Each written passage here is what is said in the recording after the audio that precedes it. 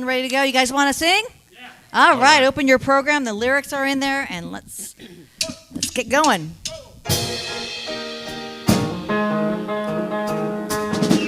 I thought love was only true in fairy tales, meant for someone else but not for me. Love was out to get me, doo-doo, that's the way it seems. Disappointment haunted all my dreams. Then I saw her face. Now I'm a believer, not a trace, a doubt in my mind. I am love. I'm a believer. I am the dreamer of my life. I thought love was more or less a given thing. Seems the more I gave, the less I got. What's the use in trying? All you get is pain. When I needed sunshine, I got rain. Then I saw the way.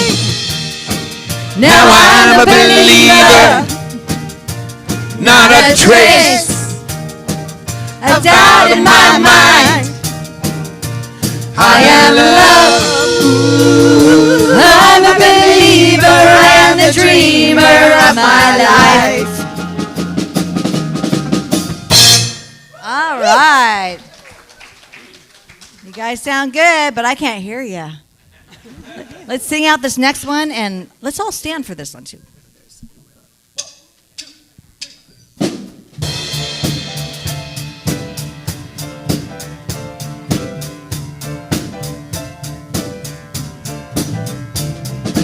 We are brothers, we are sisters, joined together in love. We are brothers, we are sisters, joined together in love. We are brothers, we are sisters, joined together in love. We are brothers, we are sisters, joined together in love. Love, love, love, love, joined together in love. Love, love, love, love, joined together in love.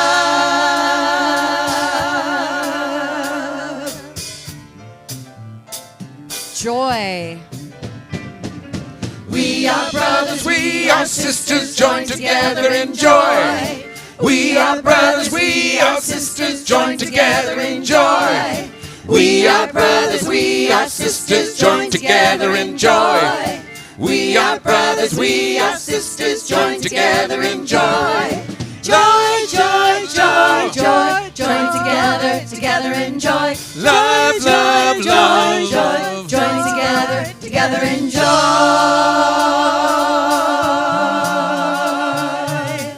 All right, it's time to greet the people around you.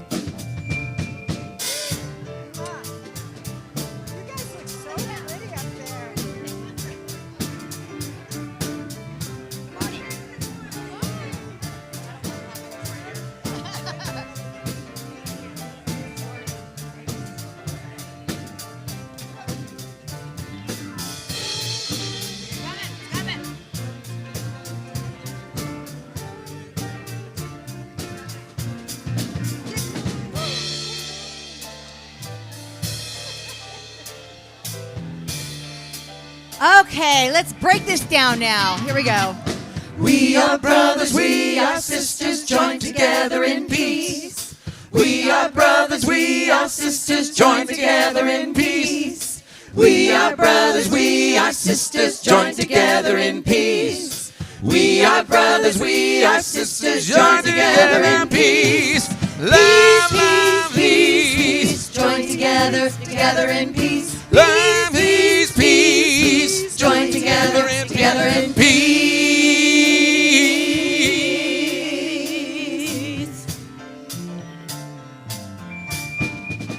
Everybody sing joy. Join together. Oh, Join together. Oh, Join together. Join together in love. Join together, together in peace. Join together, together in love. Join together, together in love.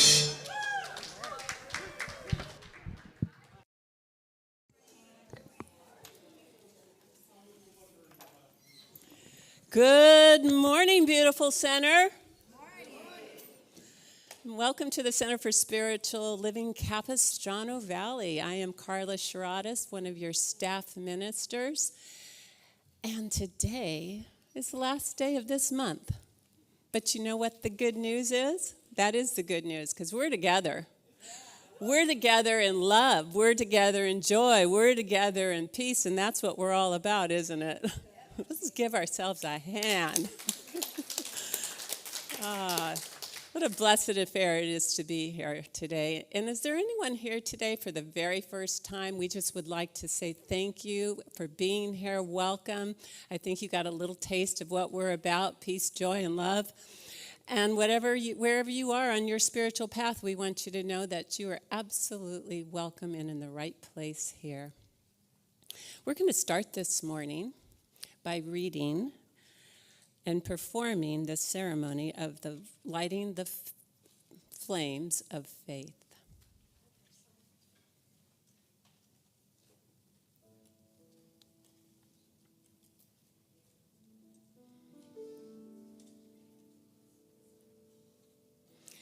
We perform this ceremony to promote the universal consciousness of life, which acknowledges that all peoples, all faiths, all sentient beings come from one great universal presence, which we call spirit. Fundamental to this truth is a unifying nature of all religious thought and experience, which we honor here today. We light the candle for the Tao, honoring the universal path of harmony and equilibrium, the natural way. We light the candle for the shamanic traditions, honoring the beliefs and practices of all indigenous peoples, the way of primal spirituality. We light the candle for Hinduism, honoring the path of knowledge, action, and devotion. We light the candle for Judaism, honoring the ethical path of living by sacred law. We light the candle for all forms of Buddhism, honoring the Four Noble Truths as the path of compassion. We light the candle for all forms of Christianity, honoring the Christ consciousness as the path of love. We light the candle for all forms of Islam, honoring the path of compliance with the will of God as the highest calling. We light the candle for the universalistic religion of Baha'i, honoring the path of unity and peace.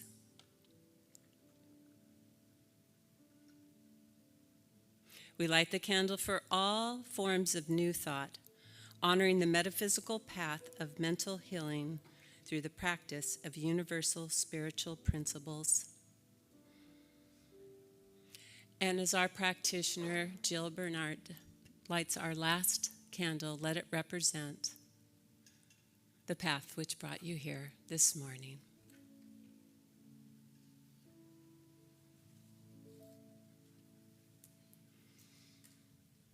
And we'll be taking 2 moments together in sacred silence.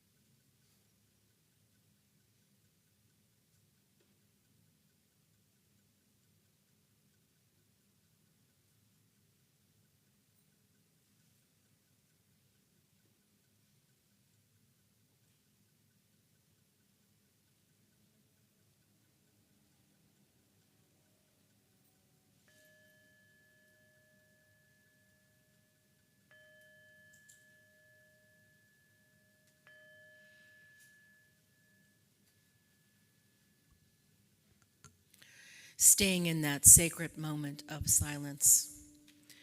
This is what I know. I know there's only one power, one presence, one infinite source that I call God.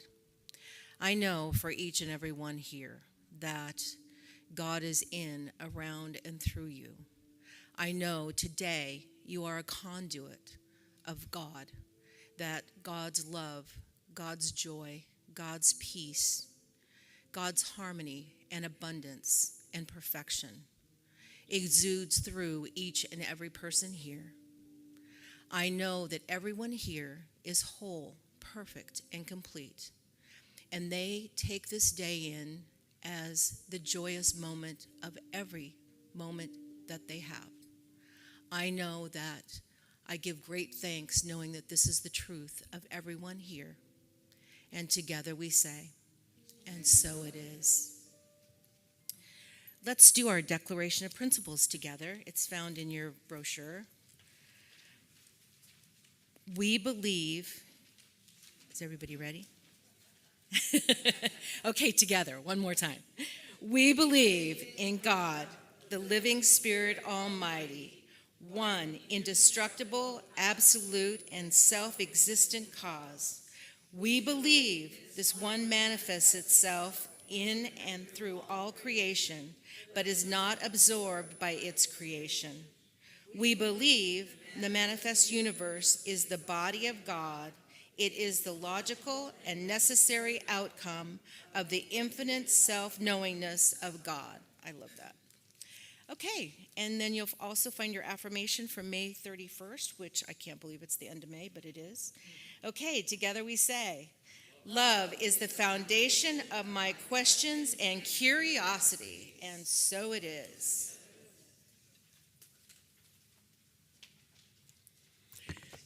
It's such a beautiful blessing for me to welcome our guest soloist this morning. Mark Wood has been a friend of mine for probably 25 years, and he is not only a fabulous musician, he is an amazing human being. Thank you for being here. Let's give him a nice welcome.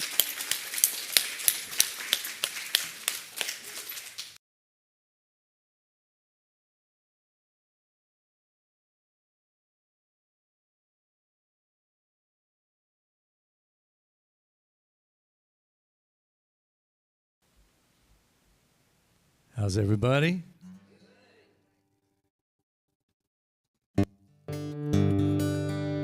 So I've had this favorite. He's a stylist. He's a songwriter, but he's a stylist, and his name was Kenny Rankin. And I don't know if you ever had a chance to listen to Kenny, but he did interpretations of some amazing songs.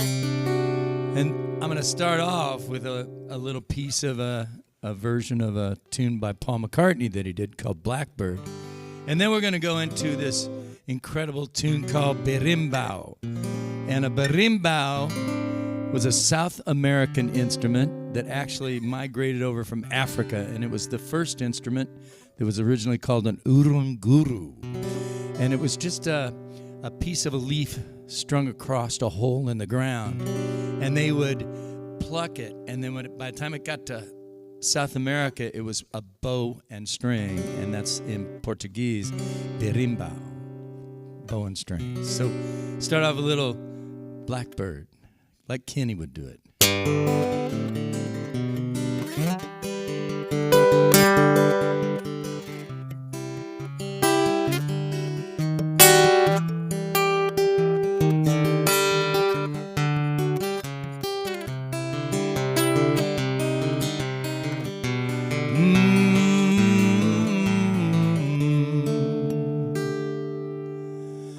Blackbird singing in the dead of night. Take these broken wings and learn to fly. Oh, your life. You and me were waiting for this moment to arise. Blackbird singing in the dead of night. Take these sunken eyes and learn to see. Oh, your life. You and me were waiting for this moment to be free. Blackbird fly. Blackbird fly. Into the dark and the lonely night, night, night, night.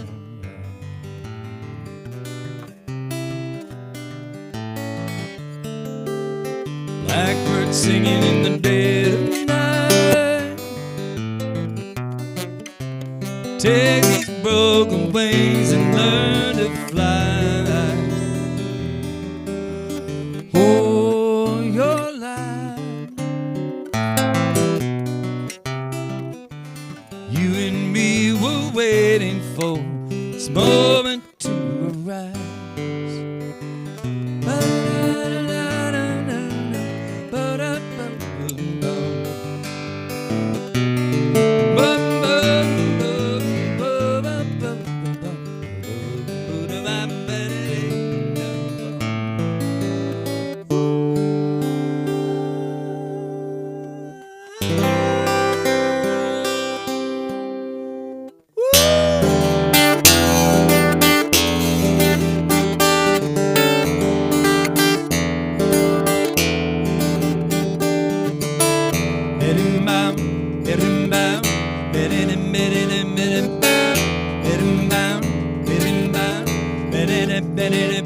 People say he's a pescador from the city of Salvador.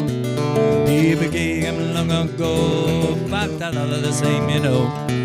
Was he naming it as can't see? My name and a knot says he. What I do is on to sing and the lover bow and string. I know a song can do, make a wish, make it true, bend him by.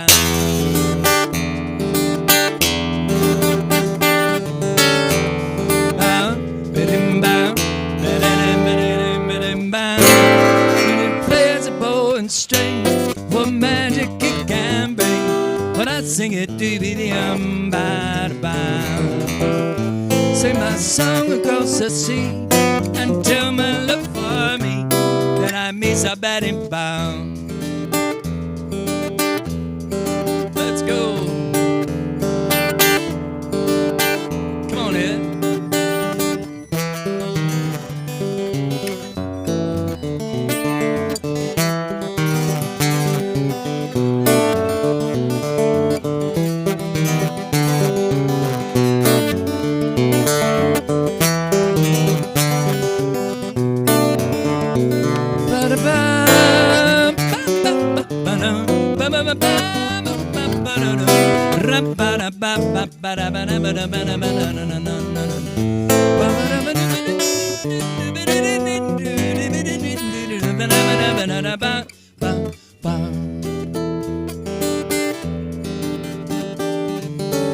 You wanna play a little piano?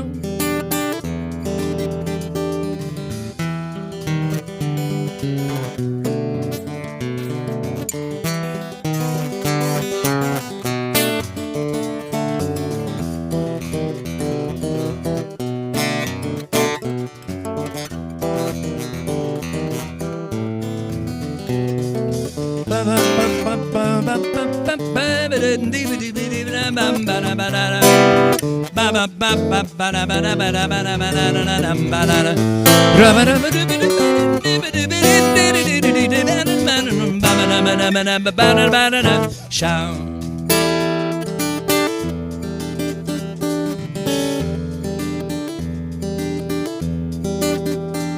People say he's a pescador from this is Salvador. People say I'm long ago, but that's all of the same, you know. But in naming it as can see, my name and a knot says he. I do was under sing, the lover of bow and string. I know a song can do, make a wish, I make it true, bid him bound.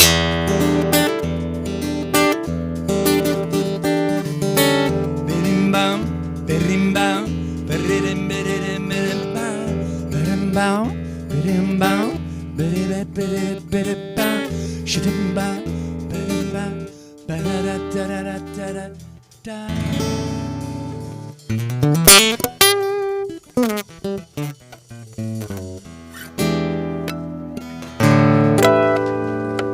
this band a hand for hanging with me.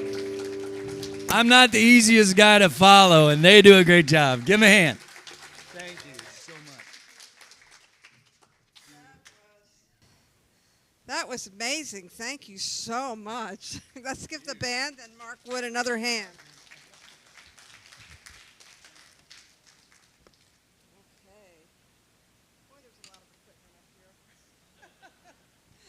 Good morning, everyone, in Grand Rising. Is my mic on?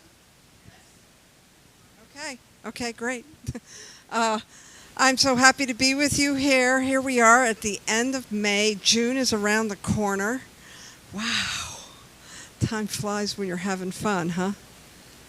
It's this mic. I don't know what to do with it. I'm dropping it on the ground. It's all right, great. Thank you.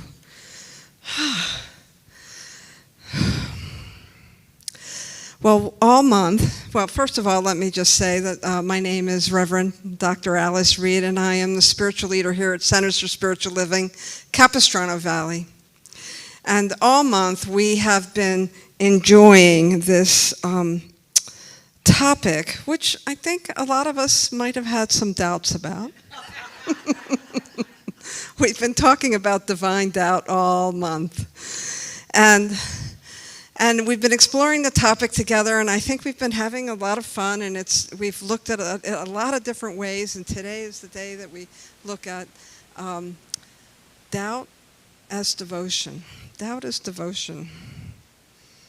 And as many of you know, I am setting aside time for a sabbatical this fall. And I'm going to be using my sabbatical time to walk a journey on something called the Camino de Santiago, which some of you might be familiar with, but if you're not, this is a pathway that starts in France and goes all the way across to the west of Spain along the northernmost border. And it is a pathway that is 500 miles long if you start at the beginning and go all the way to Santiago de Compostela.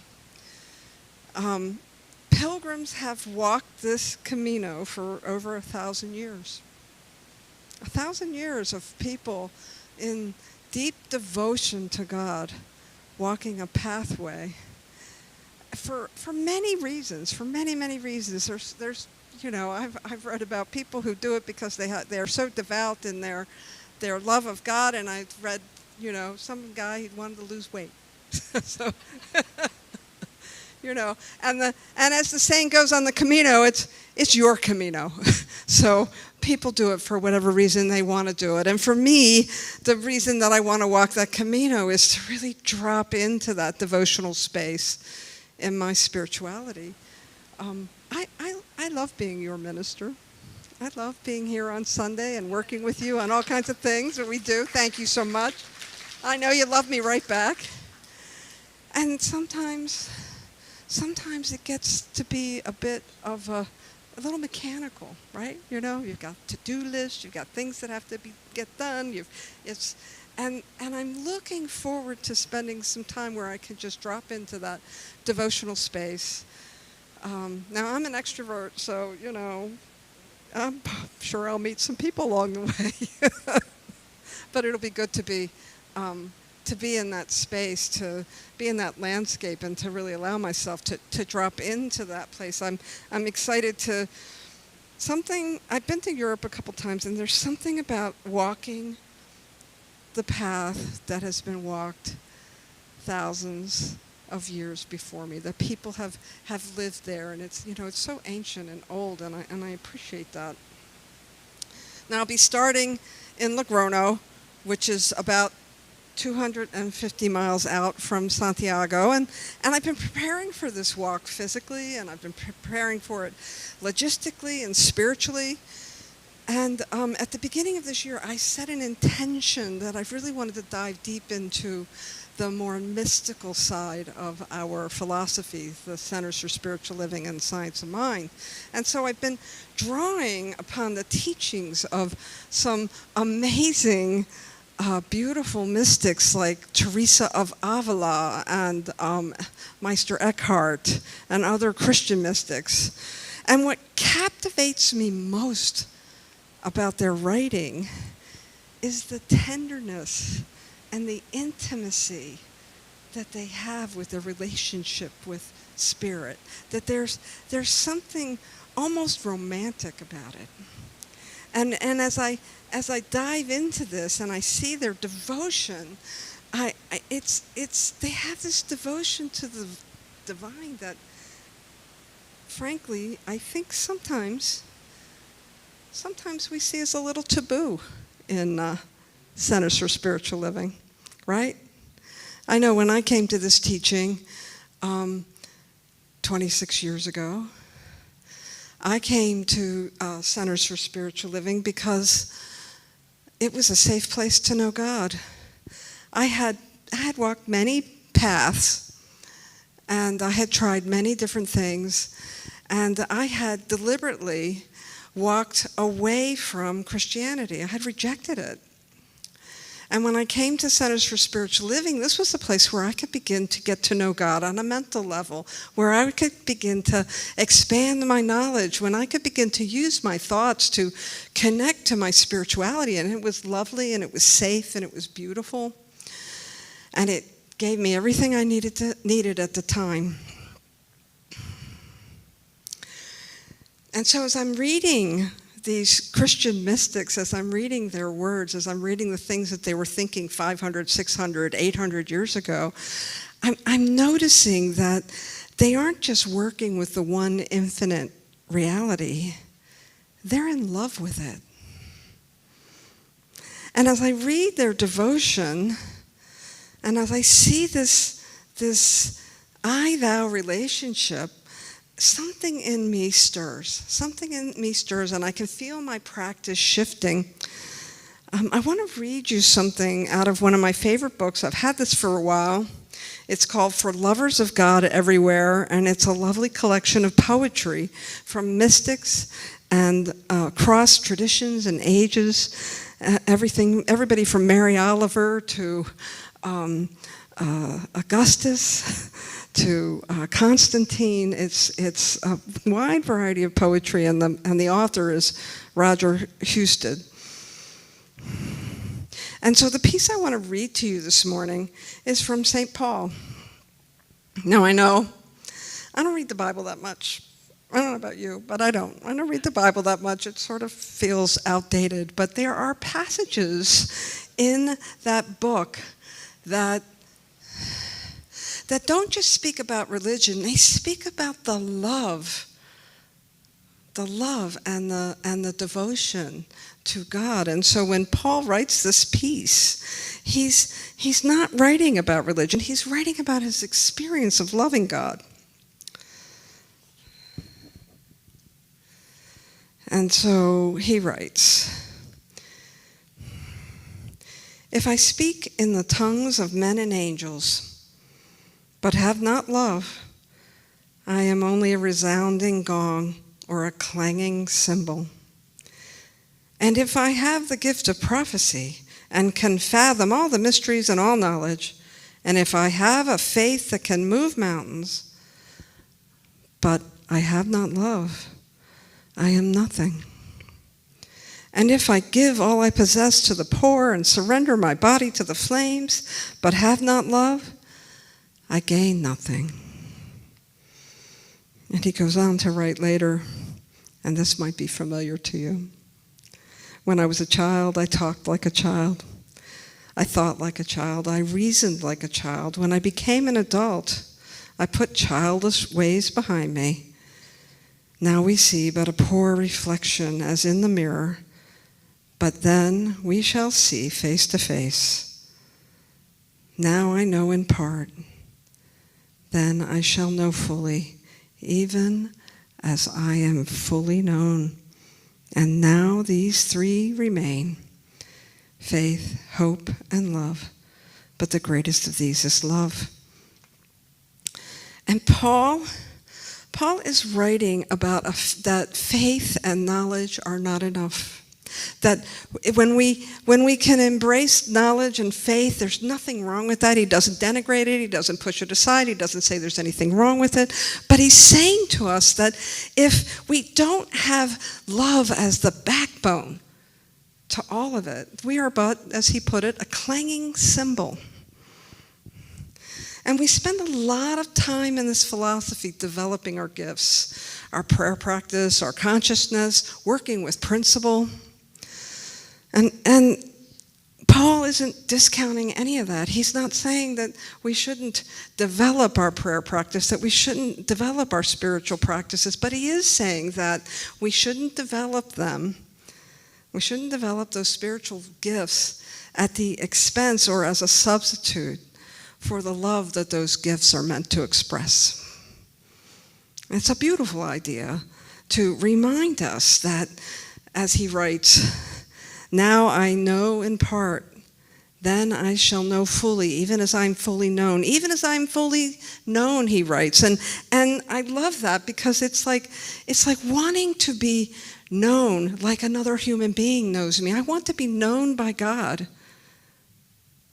Just like you know me and just like I know you. I want to have that experience of that divine devotion. And I do have it many times. And as I read these mystics and I continue to work with my practice and I continue to prepare for this walk, I continue to look at this, what I'm calling the second face of God, that second person relationship, that I-thou relationship with God. And at the same time, I'm facilitating training practitioners for Science of Mind as professional prayer practitioners. And the interesting thing about that is, in our teaching, we are very clear that in order for us to be professional prayer practitioners, we must have a relationship with the Absolute. We must have a first-person relationship and a third-person relationship with God. The first-person relationship with God is the I am, God is. God is expressing as me. And that third person is God. It creates everything. It is everything we know. It is all things. It is the source of life. It is the source of all things. And so we have those two beautiful places that keep us centered and grounded in this beautiful practice we call affirmative prayer or spiritual mind treatment. And our prayer technology is off the hook. I don't know about you, but it has changed my life. And so am I betraying Science of Mind when I begin to want to experience the I-thou relationship? You know, that is the divine doubt as devotion that I'm leaning into, that idea of beginning to question, where does this belong? Right? Where does this belong? Because I certainly saw it in the other paths that I've walked over the years. I certainly saw that I-thou relationship in Christianity and unity. I saw it in some of the different philosophies and practices I learned. But in Science of Mind, we're really clear that we need to stay in that absolute place in order to really manifest and to experience and to bring God. Not that we do any of the bringing, just to be clear, but to have that, recognize that expression of the divine into the human landscape.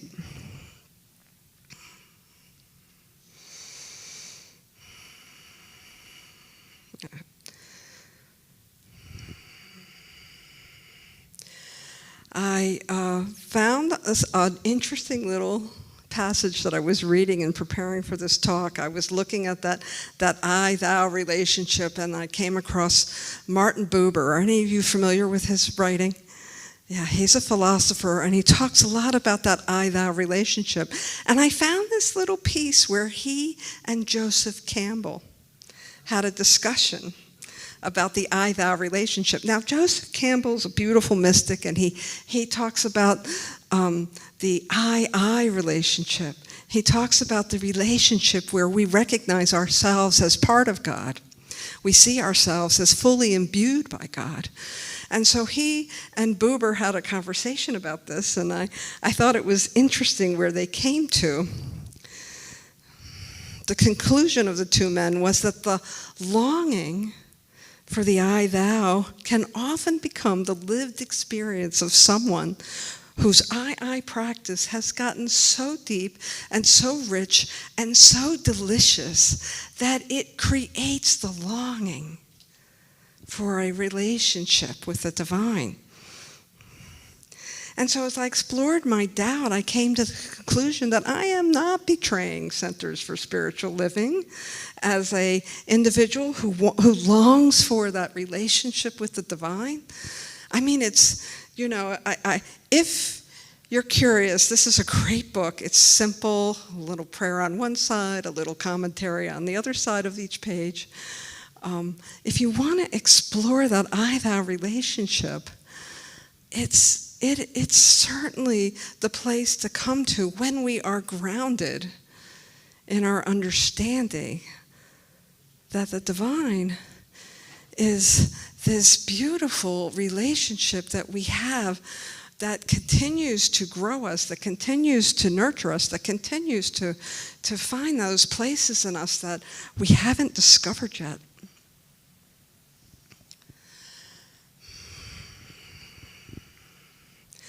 I have decided that the Christian mystics of old weren't out of principle because they were coming from that devotional place. They were simply embodying the spiritual truth as their whole entire being and everything they experienced. Teresa and Paul and Eckhart, all of them were practicing it to such a degree and loving God and being loved by God as a relationship, and at the same time knowing that this was all that they were and all that they experienced. And I recognize that this love affair that the mystics have is absolutely the thing that they reach for, but it is not out there. It is not outside of us. It is in here. We go within, we go deeper into the abyss of ourselves and to discover the relationship with the divine. And if you're in here and you're like, this scares you, I know, I've been there. I have totally been there. But what I can tell you is that I'm not suggesting that the I-thou relationship that we might want to explore with the divine, I'm not suggesting that we give our opinions and our thoughts and our thinking for ourselves over to anything. I'm suggesting that there might be a richness in creating an I-thou relationship with the thing that makes the grass grow and the thing that hangs the stars in the sky and has the earth rotate around the sun, to expand that and to take that I am experience that we teach so well in this philosophy and that God is experience, and to take all of that and bring it home. Or bring it home so that it really lives within us. Now I want to talk a little bit about Teresa of Avila. Teresa of Avila, she was a 16th century Christian mystic. I've talked about her from time to time, and if you don't know anything about her, I'm going to curse. She was a badass businesswoman. She reinvented the Carmelite convents and the order. She taught the people who were following the Carmelite order that God lived within them in the middle of the Spanish Inquisition. And if you know anything about the Spanish Inquisition, that was a terrible time in Europe, where people were made to denounce what they believed, to follow the patriarchy. And so I first became intrigued by Teresa because she was a businesswoman, because she started 17 convents, because she went to the mat with archbishops and hired lawyers to get her way. And this woman had chutzpah. Yeah, she had chutzpah. But despite all of that, she was absolutely devoted to God. And in her writing, it is truly that I-thou relationship, even though she's teaching everyone that God lives within. And her seminal work is a book called The Interior Castle that's been interpreted by many authors. My favorite interpretation is by Mirabai Starr. I like to say that Teresa introduced me to Mirabai, as indeed she did, as Mirabai is also one of my favorite teachers. And so this whole idea of the interior castle, and I'm going to not do it justice, I'm going to give it a little tiny, snapshot of what she's talking about in that teaching, but she's talking about this idea that we are many-layered individuals, that our humanness has so many layers, and that she says the interior castle is something that we walk towards, and we cross threshold after threshold after we continue to slay our ego and the obstacles that we see in front of us, and that our goal is to get to the center of the interior castle. But there's a little how do I put this? It's a little tricky, because we never get to the center of the interior castle. That with every threshold that we pass within ourselves, as we begin to do that work of devotion and to grow our spirituality and to clear away the misbeliefs and the things that keep us from knowing our own inherent worthiness, as we do that work, it's almost like that the divine kind of recedes itself and keeps going further and further into the center, not to tease you or to torture you, but to continue to keep your love for the divine alive, to keep your devotion open, and to keep you in this love affair with the divine. As Teresa puts it, and I'm paraphrasing, the beloved keeps us moving inward in the journey of love to keep us growing. And this is indeed devotion. Doubt is devotion. Howard Thurman wrote a piece, and I'm not going to read you the whole thing, but there's this one line in it where he says, "Love loves. This is its nature." He's reminding us that God is love, and that love just loves itself. And so when we talk about this relationship with the divine, we're talking about the divine loving its own expression. And its expression is everything you experience, including yourself. And so it is love creating out of itself, and that is so science of mind. It's right on par for what we teach here. And so when we started this month asking whether doubt was something we needed to hide or be ashamed about, well, we've ended the month looking at doubt is just one of the many names of love that it gives itself when it's not finished yet, when it wants to invite you into something new, when it wants to lure you into that next place of growth within yourself. We had a fun time looking at Emma Curtis Hopkins and how she followed her doubt and opened a whole new thought lineage. We looked at Rosa Parks and how she courted her doubt and changed laws that actually started a bona fide real civil rights movement. And of course I've talked about Teresa and how she let her doubt pull her deeper and deeper into that interior castle and that love affair with the divine. And of course, Paul reminds us that any of the spiritual practices that we do must be anchored in love in order for them to really bring us home.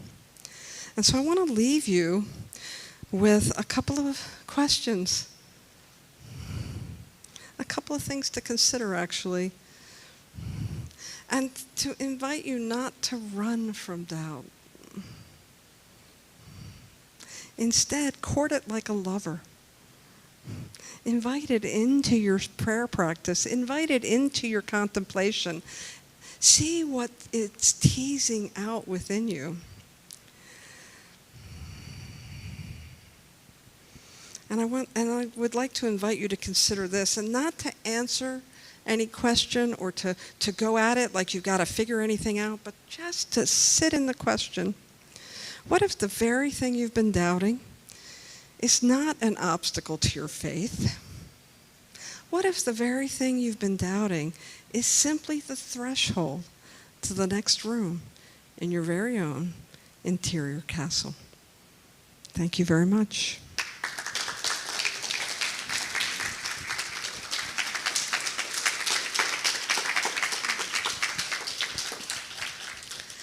And so let's just stay in that delicious space of the I, thou, the God loving each one and each one loving God, and knowing that beautiful relationship is simply the oneness come to pass.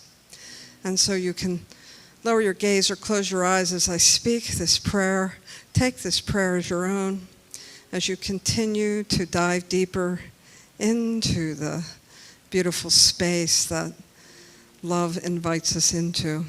For there is just one infinite reality, and that infinite reality is expanding itself forever and ever, recreating itself, expressing itself as each one. It expresses itself as me, it expresses itself as each one, it expresses itself as the neighbor that I love, it expresses itself as the individual that gets on my nerves. It is there at the center of all creation without exception. And so this is where I know my deepest connection, that I am one with the beloved, that I can dive deep into a love affair with creation, that I can absolutely love God, love myself, be safe in that relationship, know that there is a cause for all life that is forever moving through life, that is forever creating out of itself, giving to itself generously and without judgment. And so dropping into this deep understanding and allowing ourselves to be loved, to be known, to be fully known. For each one is the beloved. Each one is cherished. Each one is absolutely, completely embraced by all of creation.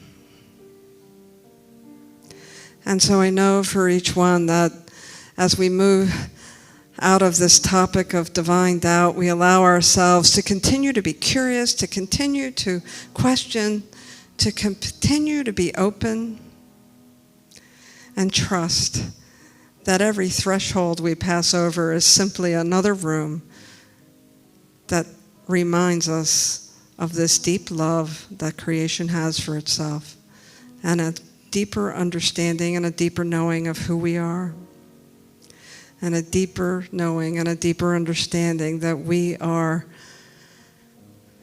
one. We belong to creation, and creation belongs to us. And so in this deep understanding, what I invite each one to do is to simply be open, to allow ourselves to walk this out, to not try to rush to answers, and to trust that whatever needs to be known in the present moment is always available. And for this I give great thanks. And together we say, and so it is. Thank you. And the Sufis applaud like this. I want to invite our wonderful soloist, Mark Wood, and our amazing band to come back up. You know, I was thinking, how long have you guys been with us? How long have you been playing with us? Ed? 20 years? 20 years. Next March will be 20 years. Let's give the band a huge hand. Wow. Now, Lou, I know you're not quite that long with us, but welcome back, Mark. Let's give him another hand.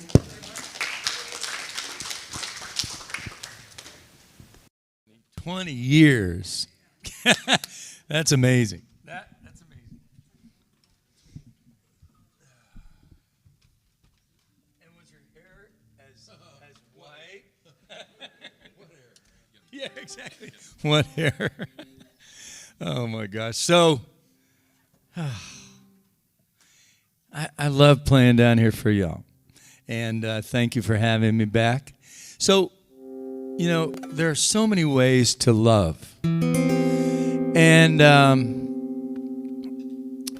Jimmy Buffett loved life. You know, he loved people. He loved stories. He was a Catholic growing up, but he became a disgruntled Catholic and ended up being a very highly spiritual man. And the one thing that he believed more than anything was taking care of your fellow human beings and the planet, of course. So right after Katrina happened down in New Orleans, he went down there immediately, long before, you know, anybody else got there. Jimmy was there. And he was floating down Canal Street in a pirogue. And if y'all don't know what a pirogue is a flat-bottom boat that they use in the bayou. And it's poled. You pole your pirogue. And he was poling down Canal Street on his pirogue, and this dude floated up to him in a inner tube. And he held up his arm and he goes, "Jimmy, do you want to buy a watch?" And of course, Jimmy was there to help, and he said, "Yes, I do." And he gave the guy $500, and the guy gave him this watch. And as the dude floated away on his inner tube, Jimmy Buffett looked down at the watch while he's poling away on his pirogue, and he wrote this song. So I'm going to tell you a little bit about this watch that Jimmy got.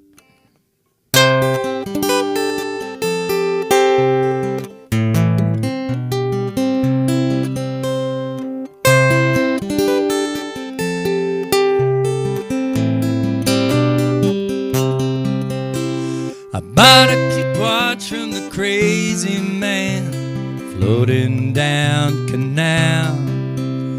It doesn't use numbers or moving hands. It only just says now.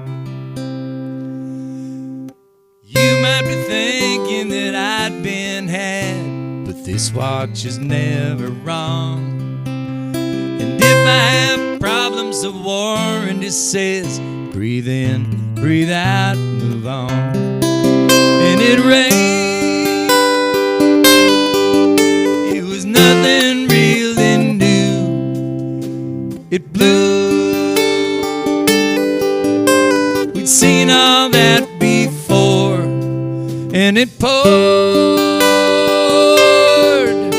The earth began to strain. Pontchartrain leaking through the door, tides it wore. If a hurricane doesn't leave you dead, it'll make you stronger. Don't think about it, just nod your head. Breathe in, breathe out, move on.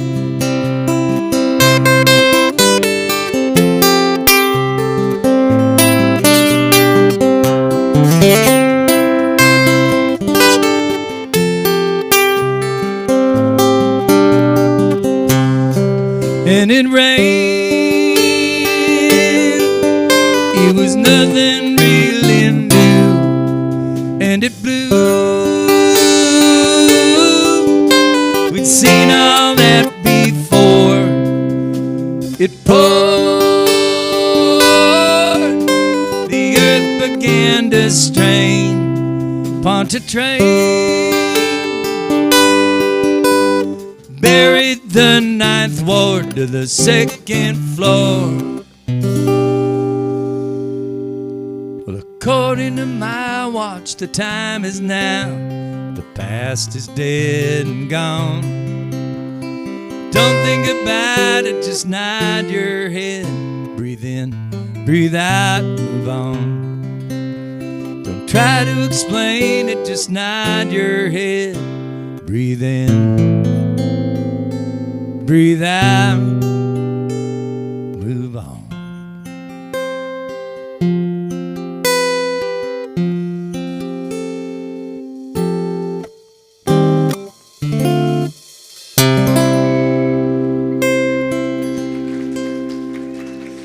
That's a lesson for life right there. Breathe in, breathe out, move on. Thank you. Thank you very much. Let's give our band another hand. And Mark Wood. 20 years of brilliance. Good work, guys. So here we are. We just want to acknowledge our musicians and the songbirds. Thank you for the beauty that you bring us each and every morning. And it is time for our conscious committed giving. So I'd like to invite our ushers to come up.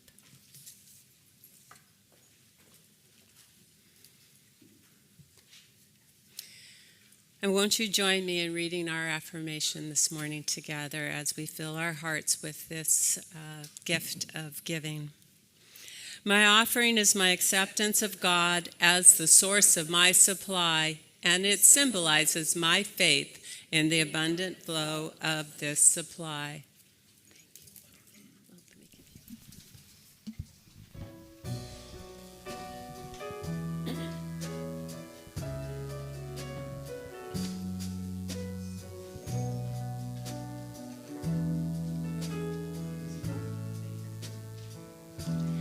We are one,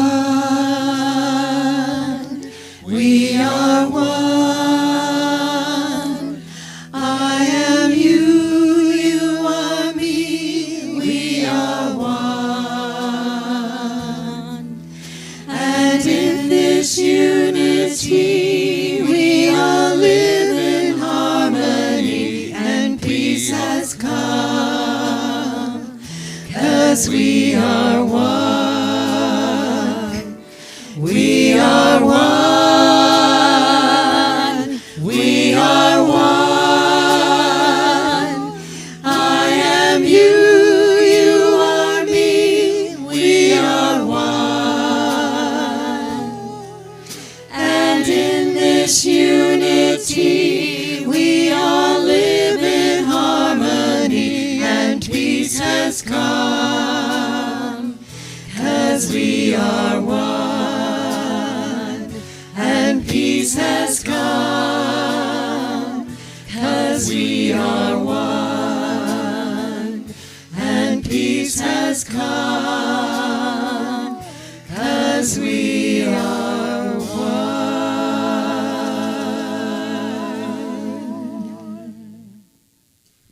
Infinite Spirit, we're so grateful for the good that is always flowing in our lives. As we give thanks for these gifts, we know that they're an expression of love, faith, and abundance, and so it is.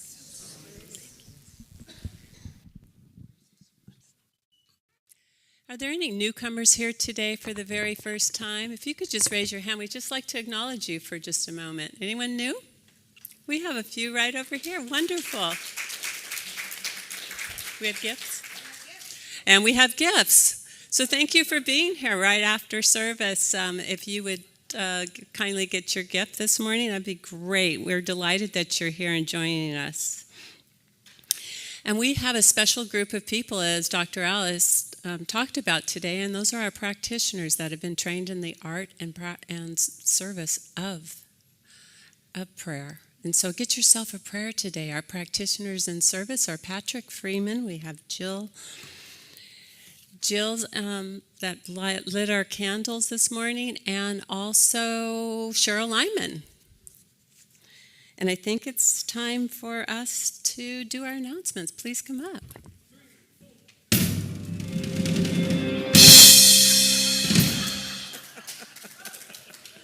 Oh, such fanfare.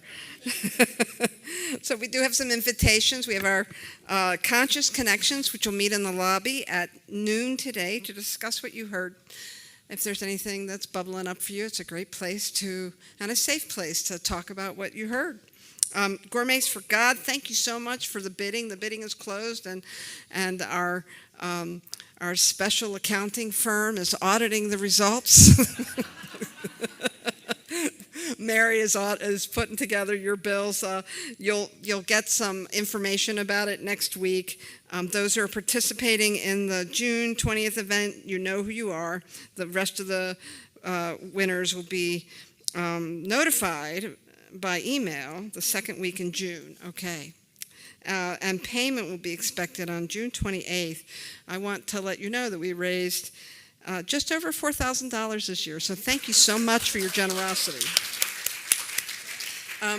There is no sound bath today as Tamsin and John are taking a brief hiatus while they are, Next week.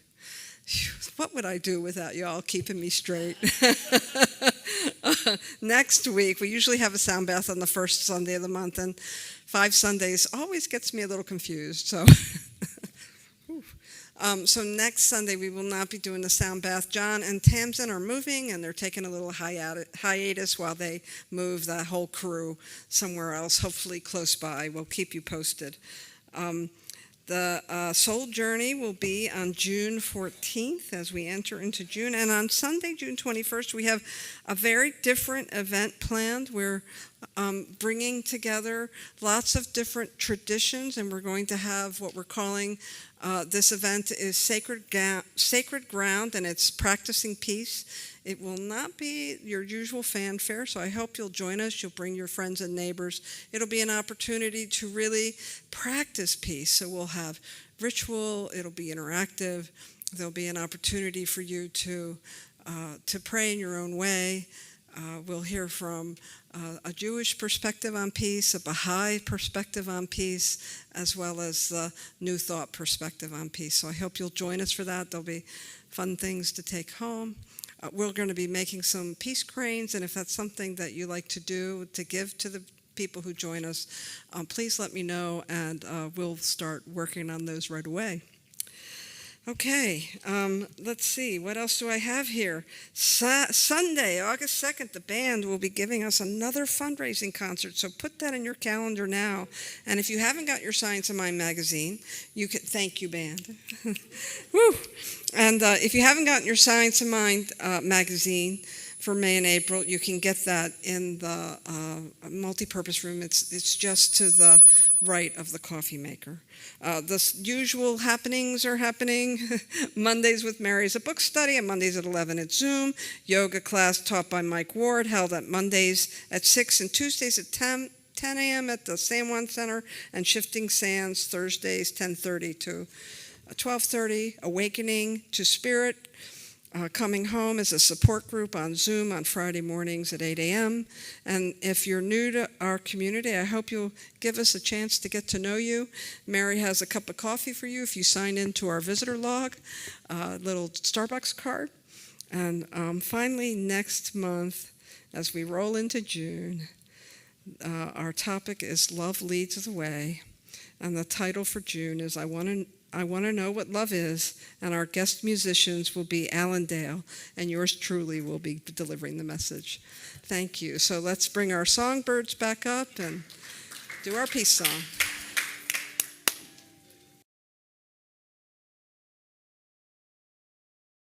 Before we sing the peace song, I want you to repeat after me. Happy birthday, Josh. Happy birthday, Josh. Today's his birthday. All right, let's all stand and sing the closing song.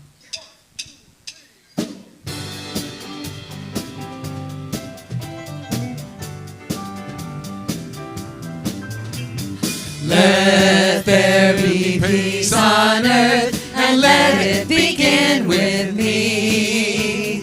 Let there be peace on earth, the peace that was meant to be. With God as creator, we are family. Let us walk with each other in perfect harmony. Let peace begin with me. Let this be the moment now.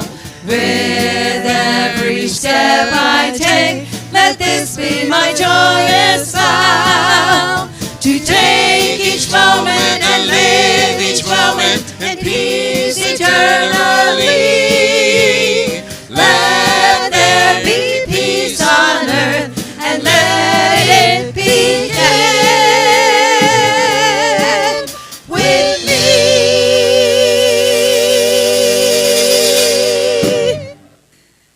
And know with me that love never fails to give all of itself to each one, and so it is.